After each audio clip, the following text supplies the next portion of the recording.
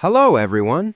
In this video, I'll guide you through how to install and set up the State Farm app in a simple and easy way so you can manage your insurance anytime.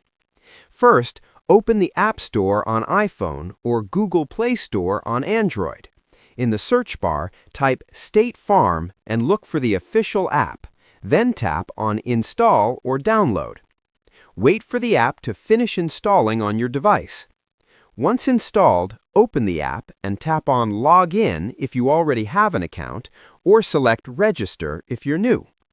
To create an account, enter your personal details like your name, email address, and policy number, then set a secure password. After registering, verify your account through the code sent to your email or phone. Once verified, log in using your credentials. Now you'll be taken to the dashboard where you can view your policies, make payments, check claims, and access digital ID cards.